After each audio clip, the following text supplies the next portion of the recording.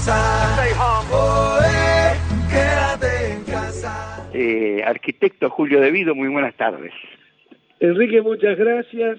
Buenas tardes a vos, a toda la audiencia, a tu compañero ahí en el piso, a la gente de producción que me llamaron. Y la verdad que es un honor que me consideres de esa forma. Y creo que he sido un compañero, un ladero de Néstor en esta especie de épica que tuvimos que llevar a cabo en estos primeros 4 años, 2003-2007, que fueron realmente años muy difíciles y duros, en donde llevamos adelante, Néstor fundamentalmente, como suerte de ministro de Economía en titular, llevó adelante el gran proceso de desendeudamiento de la Argentina, que fue central para que yo pudiera hacer todo lo que dice el libro que vos mencionás, que quiero reconocer que lo escribí junto con Federico Bernal, que actualmente está de interventor en el Energas, que fue un compañero que me permitió, fabricar el tiempo que no tenía para poder hacer el libro. ¿Cómo se planifica un país, Julio?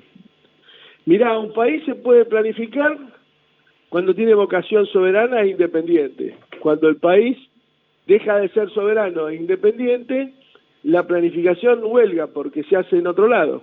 Obviamente, la Argentina está siendo planificada desde el imperio, digamos, en este caso, de los Estados Unidos, que hoy en América Latina ha puesto su pie aquí, con el macrismo como base fundacional, y también en Brasil, y por supuesto en Colombia, en Ecuador, en base a una tradición, pero están ahí, y en Bolivia, y en Chile, que ya era histórico, ya viene del pinochetismo, creo que finalmente nunca salió de ese cepo. Por eso digo, para planificar es necesario ser independiente, estar desendeudado, tener un claro manejo de tus recursos. Fundamentalmente, el Estado debe poner con autoridad las reglas de juego. Cuando las reglas de juego, es decir, las empresas, por ejemplo, las de servicios públicos, pretendían, en su discurso decían que iban a invertir si las tarifas se dolarizaban, si se actualizaban, vos ves perfectamente que después eso se hizo y las empresas ni invirtieron, ni mejoraron, solamente pueden haber levantado mínimamente su prestigio en función de la cobertura mediática y del blindaje mediático que tienen, como pasa con el gobierno de la Ciudad de Buenos Aires, ¿no es cierto?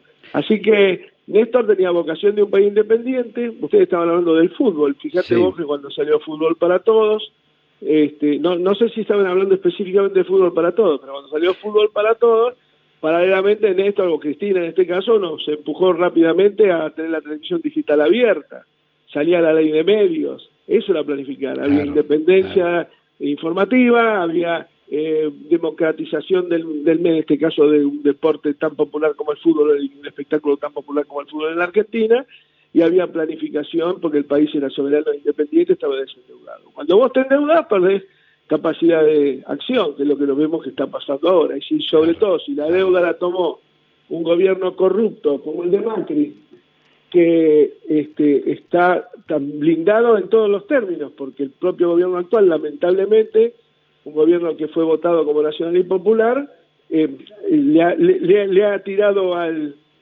macrismo una suerte de amnistía. Vos fijate que no ha habido una sola denuncia de peso contra el macrismo en el caso de la deuda, porque la deuda fue irregularmente tomada tanto por Sturzenegger como presidente del Banco Central, que consentía, como Caputo, el famoso Messi de la finanza, y por supuesto luego los fondos fueron aplicados de una manera espantosa. Ahora salió el otro día en el Cohete a la Luna, Horacio Verbitsky publicó un listado de los que habían fugado, y los mayores fugadores fueron aquellos que le dolarizaron los servicios, porque uno de los mayores fugadores. ¿Por qué? Porque no hay planificación de autonomía sobre los servicios. Nosotros creemos que en esta instancia tan grave y dura para la Argentina hay que aplicar el criterio que vio el doctor Sampay en la Constitución del 49 y Perón, por supuesto, recuperar el monopolio de los servicios públicos de inmediato y nacionalizar el comercio exterior y la banca, si no hay ninguna posibilidad. Y no se puede negociar la deuda, que lamentablemente existe,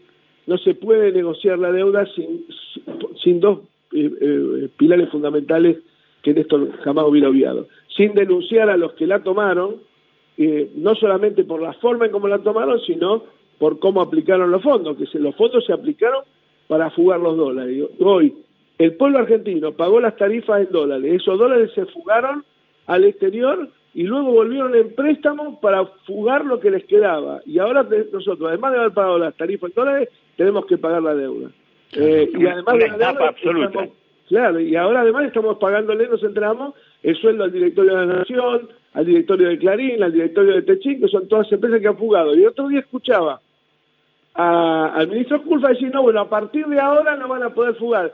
Flaco, no es ahora, si lo hicieron el mes pasado, y si fugaron el mes pasado, no le puedes pagar los sueldos este mes, y tenés que obligarle a que cumplan sus obligaciones salariales con los trabajadores. Pero bueno, creo que la pregunta quedó respondida, después me fui por otros temas, pero estoy a tu disposición, Enrique y el otro compañero. Y los temas, Néstor San Martino, Julio, te está hablando, Sí, querido. ¿cómo andas? Justo estaba hablando de Arribas y de Macri y de... No tenés nombre.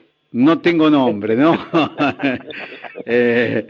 Digo, con orgullo y está hablando de Arribas y de Macri, justamente estamos hablando de fuga. Digo, y antes yo estaba hablando, mira vos, hoy estuve en la editorial hablando del IAPI, ¿no? Y de hacer peronismo, lo que era hacer peronismo en el año 46.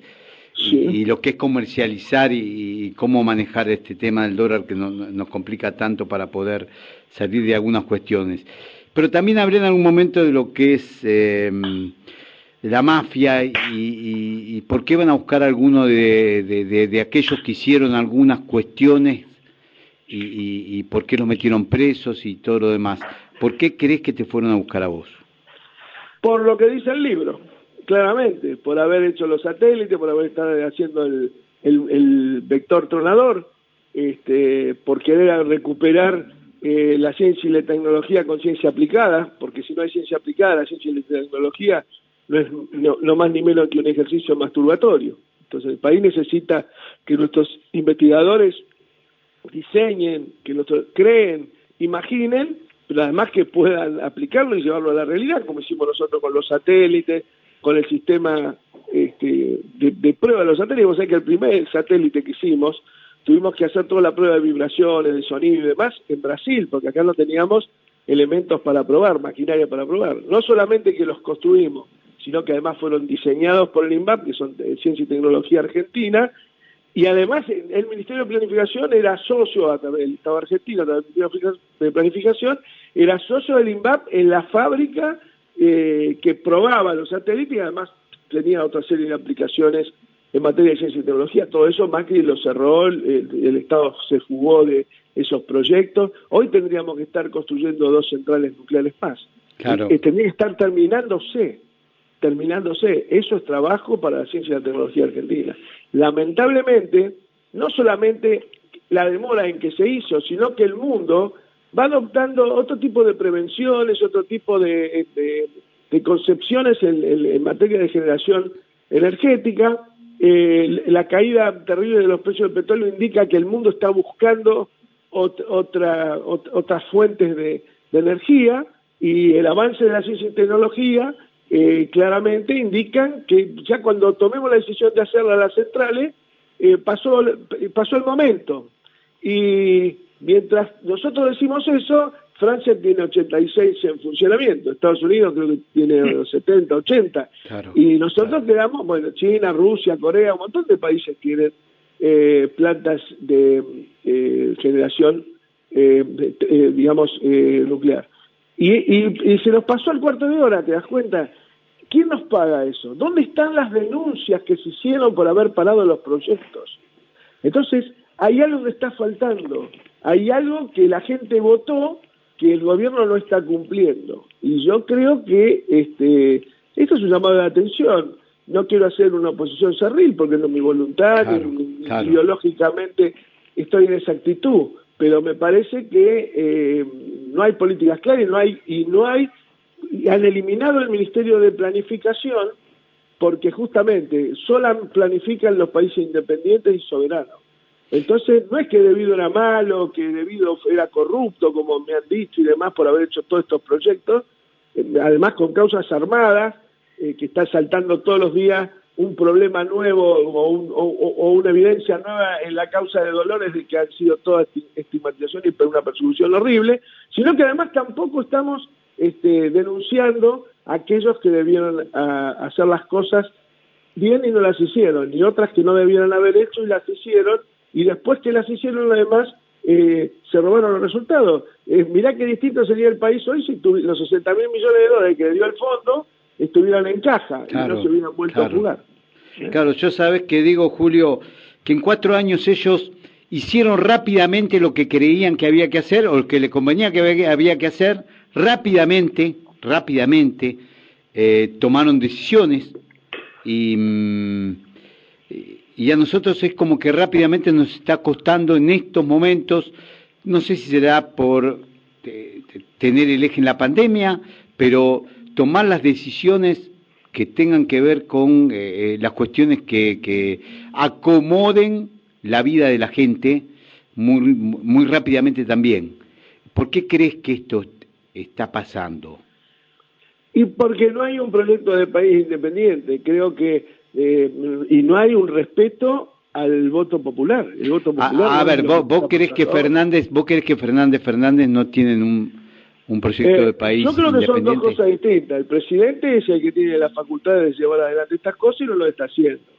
Personalmente creo que Cristina está esperando los tiempos, dando los tiempos, y el silencio en política es inescrutable. No sé, es decir, tácticamente puede tener un sentido, ahora uno no lo puede analizar. Yo personalmente creo que, por otro lado, me da la sensación, por ejemplo, una provincia de Buenos Aires, y no es un elogio al gobernador solamente, porque no puedo tener diferencias también, pero me parece que Andrés Larroque me parece un ministro de lujo, me parece que Daniel Golan también lo es, Teresa García, Estela Díaz. Hay un gabinete peronista que está intentando, dentro de esta crisis enorme, y los resultados están a la vista. Fíjate, en materia sanitaria, Buenos Aires estalló por el aire y la provincia mantiene un statu quo con problemas, con vigilia permanente, porque Buenos Aires liberó actividad comercial y demás, lo cual es un peligro, porque mucha población de la provincia de Buenos Aires va a trabajar a Buenos Aires. Entonces, y paralelamente vemos claramente un acuerdo político con el jefe de gobierno de la ciudad que no entendemos. Claro. Yo por lo menos no entiendo, y para mí Larreta es un personaje muy negativo, y mal hace el presidente de buscar una alianza política, claramente, es evidente. Y el otro día cuando le preguntaron por qué no, si este gobierno iba a denunciar, no, que ellos no hacen denuncia. El funcionario público tiene obligación legal de hacer denuncias si encuentra una irregularidad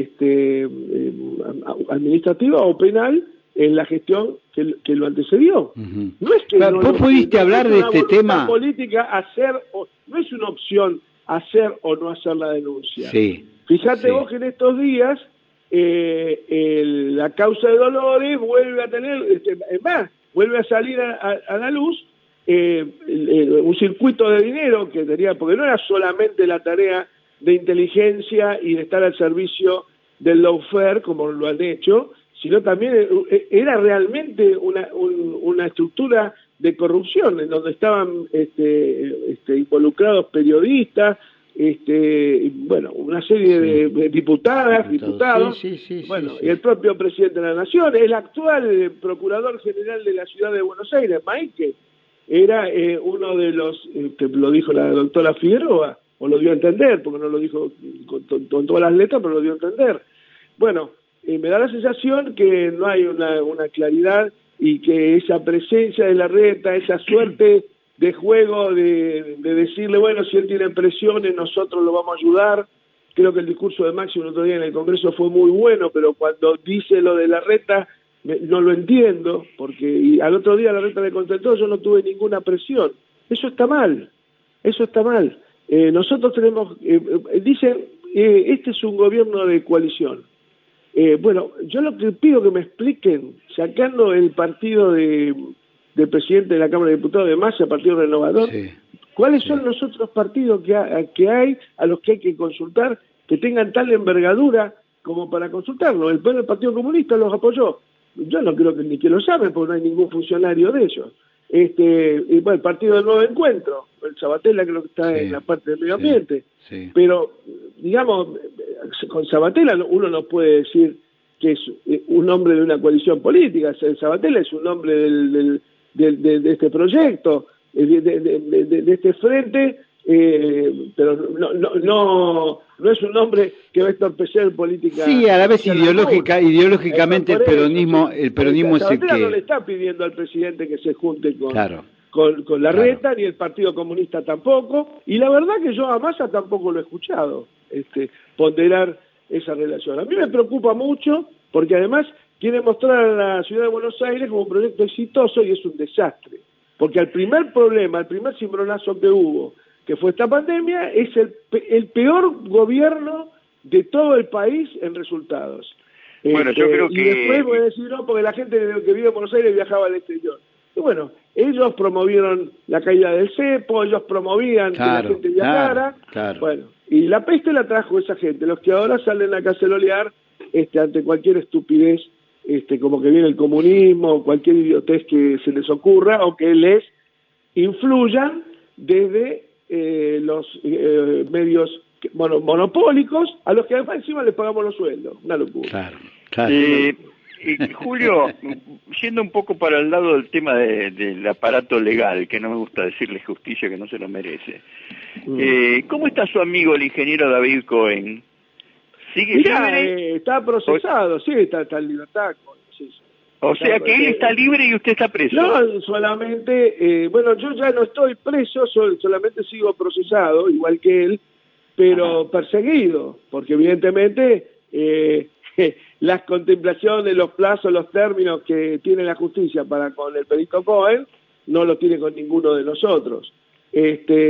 Claramente la justicia no es igual para todos, y este es un tema muy grave, muy serio, que debía verse y corregirse rápidamente, pero no veo en el Ministerio de Justicia salvedad hecha del subsecretario, el secretario Martín Mena, que me merece todo el respeto y es un gran compañero y militante.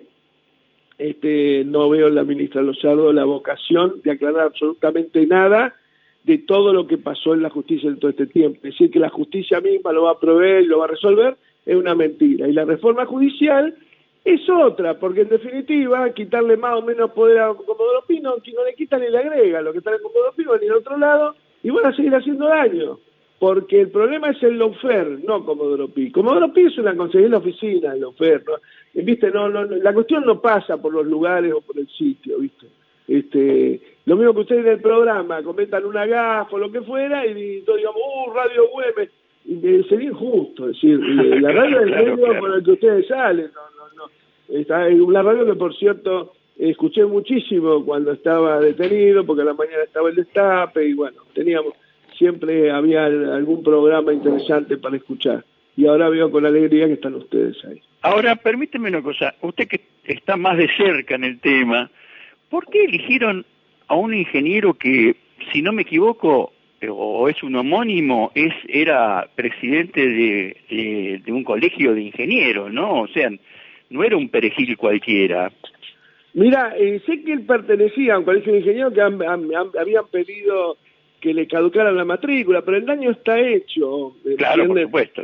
Por eso, me parece que lo que yo quisiera es que el proceso contra él se profundice, se investigue y que deje de ser solo un titular, que se averigüe exactamente todo el daño que hizo, porque está claro que Roberto Barata ha tomado un trabajo enorme de cruzar todas las llamadas que figuran en el expediente de Dolores, y este hombre hablaba con diputadas, diputados, con exministros, tenía un contacto con todos los jueces, fiscales, con la autoridad del Poder Ejecutivo, tenía un abanico de relaciones, y por supuesto el servicio de inteligencia, un servicio de relaciones asombroso. Es más, el perito Britos, del tema del ferrocarril, del accidente de Once, que también mintió en el juicio de 11-1, diciendo que el tren no frenaba, cuando el tren se probó en 11-2, que fue el que hicieron especial para juzgarme a mí, el tren quedó claro que el tren frenaba.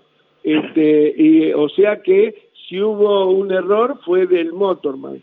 Y cualquier persona puede tener un error y es entendible, yo no estoy haciendo un cargo, una presión hacia la justicia por un trabajador, pero tampoco hay un montón de gente involucrada que está aún presa, como Jaime, como Schiavi, los propios empresarios, que pueden haber cometido errores, pero de tipo administrativo, que son punibles por multas y demás, pero de ninguna manera pueden ser responsables de lo que sucedió ese día allí. De ninguna manera. Bueno, este perito Brito, que además hizo ir preso al resto de los peritos de 11-1 que estaban en contra del tribunal, el doctor Gorini, que es el que lleva adelante el juicio de la obra pública, los metió presos porque decían que lo que decía Brito no era cierto. Presos estuvieron, no sé, 24 horas y lo sacaron de la sala de audiencia esposados, con una temeridad y una presión. Bueno, eso no, viste, son cosas que no se saben. Ese perito Brito tenía contacto permanente con este joven, permanente. Ahora, estas cosas son muy evidentes. El Ministerio de Justicia, si bien tiene que permanecer independiente de la justicia, pero tiene que impulsar que se investiguen estas cosas, porque los tres poderes del Estado son independientes entre sí, pero la propia Constitución, tanto la actual como la anterior, como la del 49, planteaba claramente que un poder ejercía una suerte de control cruzado sobre el otro. Esa es la base de la democracia y de la transparencia republicana que tanto les gusta mencionar a ellos, y yo veo que hay una absoluta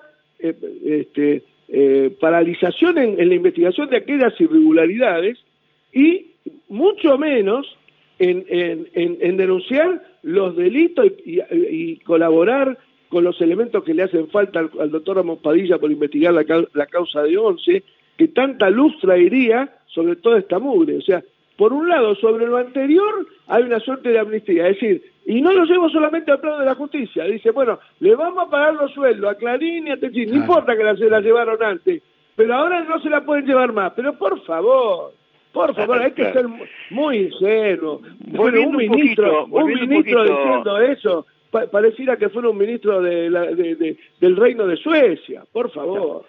Volviendo un poquito, arquitecto, hay un motorman, no sé cómo llamarlo, el que maneja los trenes, Córdoba. que lo bajaron del tren, lo bajaron del tren en Aedo, creo, y lo asesinaron de varios tiros por la espalda. Por la espalda, y después se metieron en la casa cuando lo estaban velando. Exactamente, y le robaron la computadora. Exactamente. Y la familia está aterrada, por eso no quieren hablar.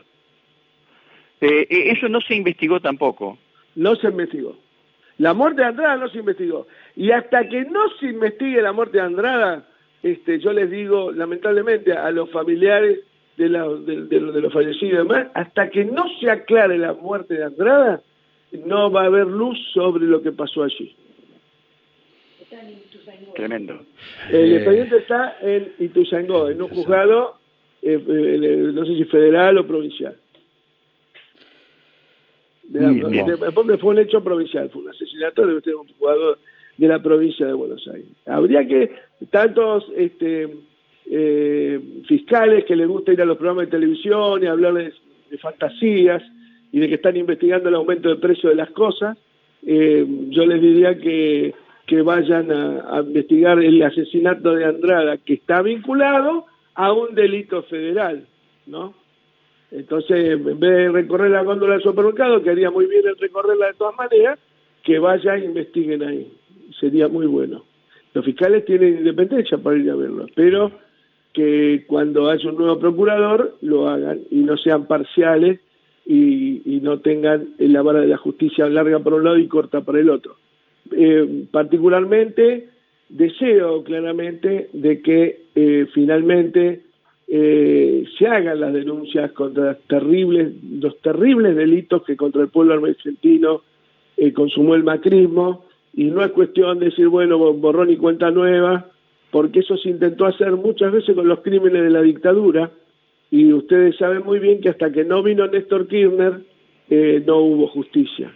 Y luego que asumió Macri, todos esos juicios, todos esos procesos contra los genocidas se reblandecieron, se bajaron, y de hecho muchos compañeros presos políticos siguen detenidos con riesgo de su salud por el tema del coronavirus, y todos los días vemos que Maíque es padre, o tío, no sé qué, de otro es padre, y el otro juez que está con él en casación, liberan presos genocidas. Liberan, no, los mandan a la cárcel.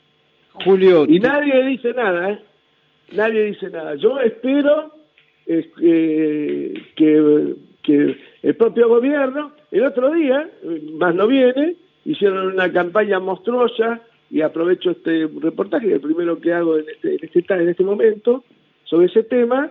Al doctor Carrillo lo demonizaron prácticamente, era Joseph Mengele, le parecía, y claro, y bueno, tuvo que salir el doctor Ginés por una cosa casi personal, cuando el gobierno, si es un gobierno peronista, debería haber salido a defenderlo con uñas y dientes, y no a negar. Finalmente yo creo que no van a sacar el billete de 5.000 pesos por temor a que lo vinculen con Carrillo, no, porque hay mucho temor, y yo les pido a la sociedad que no tengan miedo. Yo sé que el momento es muy difícil, es muy duro, pero en estos momentos donde se requiere toda la creatividad, toda la valentía y todo el coraje para decir lo que está mal. Hay un discurso de Néstor que ayer un compañero puso en los medios, donde él hablaba de que había que ser transgresores, que las peores de las traiciones anidan en el corazón de los amanuenses, de los que se prosternan ante los que a los que creen jefe o dicen que son su jefe, y después al primer salto al primer bache en la calle se cambian de bando. Yo lo viví eso. Usted mencionaba a Enrique recién. Yo a Enrique no lo conocía y vino a verme como un compañero a la cárcel, cosa que siempre hace que voy a estar siempre a disposición del rol de periodista donde pudiera ser, porque eso habla muy bien y ennoblece a la persona, y ahí muestra exactamente lo opuesto del amanuense, del alcahuete, en donde ahí, como decía Néstor, anidan las tradiciones. No hay que tener miedo de decir lo que uno piensa. Que yo siempre doy el ejemplo de un congreso del Partido Justicialista, que fuimos con Néstor Kirchner a Parque Norte. Yo lo acompañé, pues después tomamos el avión y nos volvíamos a Santa Cruz en ese momento, en la época de Menem. No sé qué se discutía, una conformación de lista, qué sé yo, bueno, en pleno proceso neoliberal, y Néstor planteó su posición en contra, por supuesto, de lo que proponía el que había explicado la posición, y bueno, perdimos la votación 634-1. Y después, cuando salía, los compañeros lo felicitaban, lo mismo que habían votado en contra de él, porque claro, se asustan. Esto es lo que no hay que hacer. Hay que por eso somos peronistas, hay que ponerse al frente de los procesos de cambio. Si no, la historia nos va a reclamar y nos va a pasar por arriba. Julio, antes que nos tengamos que ir, porque ya en unos minutos tenemos que entregar el programa, ¿cuál es el futuro de Julio De Vido? Mirá, yo voy a seguir haciendo política. Tengo una compañera maravillosa que me acompaña todo el día, y la verdad que estamos juntos en esta cuarentena y todo el día pensando en la Argentina y en los compañeros que siguen detenidos. Voy a seguir haciendo política y bueno, las cosas se irán dando. Creo que es un momento absolutamente inoportuno y digamos, poco propicio para hablar de candidaturas o de posicionamientos. Creo que lo que tenemos que hacer ahora es dar fe de lo que creemos, de lo que pensamos, y por supuesto honrar a quienes nos precedieron y condujeron el movimiento nacional y popular, a Perón, a Néstor y también a Cristina, que sin ninguna duda está en un momento crucial en su carrera política, porque yo la conozco a Cristina, no soy un exégeta de ella, no estoy hablando con ella ahora por cuestiones particulares, pero sé que ella no puede estar de acuerdo con que se le rebajen el sueldo a los trabajadores, que los directores de Clarín, de Techín y de La Nación cobren la mitad de su sueldo pagado por el Estado Nacional, es decir, con el mismo dinero de la gente que está pasando las peores privaciones, hasta los que están trabajando en negro, que como todos saben, cuando van a comprar un litro de leche al supermercado, pagan el IVA, pagan los impuestos de la leche, y con esos impuestos le estamos pagando a estos sinvergüenzas. Entonces creo que eso y fundamentalmente terminar con esta pseudo amnistía de no denunciar los crímenes, porque son crímenes, porque eso le ha costado la vida a gente y la libertad a tantos otros del macrismo. Deben ser denunciados. Y los funcionarios tienen la obligación de hacerlo. Quiero hacer una excepción pero muy precisa y muy clara del doctor Tailade, el diputado Tailade, el compañero Tailade, que nunca se cayó la boca y siempre denunció. Pero vos fíjate, estaba en el Consejo de la Magistratura, lo sacaron. No tiene ninguna visibilidad, cada vez va menos a los programas, porque incluso los canales que son oficialistas o pseudo oficialistas, porque me van a saltar, a nosotros nos tienen proscripto, porque a mí no me llaman nunca, y Tailade va poco y nada. Así que está claro que todo lo que sea crítico, no crítico, transgresor, porque es otra cosa. Y que no me jodan con las coaliciones, porque acá no hay, el gobierno, en las elecciones la ganó Cristina con el peronismo, y el peronismo debe conducir este proceso, y por supuesto con la participación de los compañeros de Nuevo Encuentro, del Partido Comunista, y por supuesto del Partido Renovador, que hizo un aporte importante de votos. Pero yo, por supuesto, a Massa no lo veo trabajando en la alianza con Larreta y demás. Me parece que es una posición, vos sabés que yo tengo profunda diferencia histórica con Massa, de hecho yo soy peronista, no soy del Partido Renovador, pero creo que ha tomado distancia de algunas cuestiones, sobre todo en la cuestión de la deuda y del tema exactamente. Julio, yo soy el director de Radio Güemes, en algún momento contaba hoy en un editorial que... Yo siempre los escucho a ustedes. Lo sé, tengo algún separador tuyo armado por ahí, pero contaba que, y esto no para personalizar, sino para manifestar relaciones ideológicas, que cuando nosotros nos jugamos con Antonio Novas y con Roberto Navarro y con muchos de los programas que pusimos en Radio Güemes, teníamos pauta, 10 días nos duró la pauta, nos tuvimos que mudar, estábamos a 20 metros del Obelisco, tuvimos que mudarnos, porque claramente, y era el juego que había que jugar, y yo lo entendí de esta manera, junto con los tipos que están en Radio Güemes, que nos juntamos y dijimos, lo vamos a jugar cuando creíamos que políticamente había 4 años más de Macri, ¿sí? Porque hace 2 años atrás creíamos que había 4 años más de Macri, y bueno, tenía mucho más que ver con nuestra posición ideológica. Yo creo que vos le podés dar mucho más al peronismo. También creo mucho en unidad, como buen peronista creo en unidad. Y creo en la discrepancia, en la discusión, en el debate. Pero bueno, hay mucho más para adelante y estoy... convencido que tenés mucha capacidad, que hiciste mucho y a veces hacer mucho se paga, siempre van a buscar para no solamente para cobrarte algunas cuestiones, sino para decirle a los que están, ojo con lo que hacen. Pero no tengo dudas de que el peronismo tiene que buscar desde su unidad encontrar los cambios que vos manifestaste en esta situación. Radio Güemes está abierta para vos, para cuando lo necesites, en el momento que lo necesites y nada. Y te están mandando un abrazo grande. Te agradezco mucho los conceptos y un abrazo enorme a la radio, que fue una compañera vital para mí, sobre todo el último año de prisión. Y yo estoy de acuerdo con, como decía Néstor, la unidad, sí, pero unidad en la convicción, no en sino es amontonamiento. Yo lo que estoy viendo ahora, que lo queremos amontonar para tener posicionamientos relativos favorables en lo personal, y eso está muy mal. El peronismo no es eso. No es eso, no es eso. Exacto. Yo aprovecho... Que Carrillo es una víctima nuevamente, fíjate vos, el nivel, lo lascivo que es el gorilismo, que se le agarra con un hombre que murió hace 40 años en el exilio, muerto de hambre en Brasil. Bueno, y eso es lo que quieren de nosotros. Julio, aprovecho para mandarle un saludo a la doctora Alessandra Minicelli, mujer que yo he visto con una tremenda entereza caminar la peregrinación del trabajo de tu libertad. Así que un abrazo para ella también. Y mi libertad se la debo a ella, porque la verdad que hizo un trabajo enorme y nunca doblegó. Y además es una mujer de grandes convicciones, no la das vuelta, sino más. Julio, estás charlando con parte del peronismo, no estoy hablando de tu posición que está muy marcada en lo que dijiste. Estás hablando, no hablas con Cristina, pero hablas No, con la Roque hablo de vez en cuando, tengo algún contacto con ellos, sí.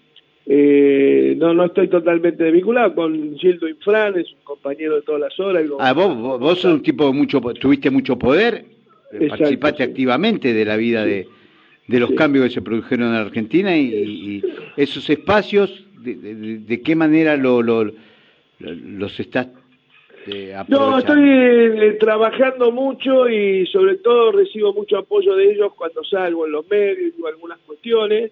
Ellos están gobernando y administrando, tienen que a lo mejor ser más cautos en algunas cosas, lo que no quiere decir que sean menos valientes. Claro. Y lo importante aquí es la convicción con la que se pelean y se dan las cosas. Creo que en Infran, en Zamora, hay muchos gobernadores, hay muchos valores en el interior. Alejandra Rodena, la vicegobernadora de Santa Fe, un montón de intendentes que a lo mejor son ignotos para el público acá de Entre Ríos, de la provincia de Buenos Aires, con Alejandro Granado, en fin, con Jorge Ferraresi, con Mario C., como ve que son todas vertientes diferentes, pero claro, son todos claro. amigos, y con Mario Isi, amigos y compañeros con los que tengo un diálogo permanente y te diría casi cotidiano, y estoy muy orgulloso de que sí sea. Bueno, se nos terminó el programa, te estamos agradeciendo por tu tiempo. Enrique ha sido muy importante para esta nota y nos dimos un gustito lindo, mi amigo. No, yo siempre, donde Enrique me pida que esté, yo voy a estar porque tengo un compromiso. El tipo que te visitó en la cárcel es como un padrino, ¿viste? Para uno es una relación extrafamiliar y es más que un amigo, si se quiere, porque sin conocerte vine a dar fe por vos y por lo que uno hizo, y compromiso con tu historia, con tu vocación y demás. Yo siempre le voy a estar muy agradecido a él y a todos los que me vinieron a visitar. Gracias. El agradecido soy yo, compañero. Un abrazo muy grande a todos, un abrazo a la audiencia. Muchas gracias a Radio Güemes y hay que apoyar ese radio y emprendimiento de esa naturaleza. Abrazo grande, muchas gracias a los dos. Chao. Quédate en casa. Stay home.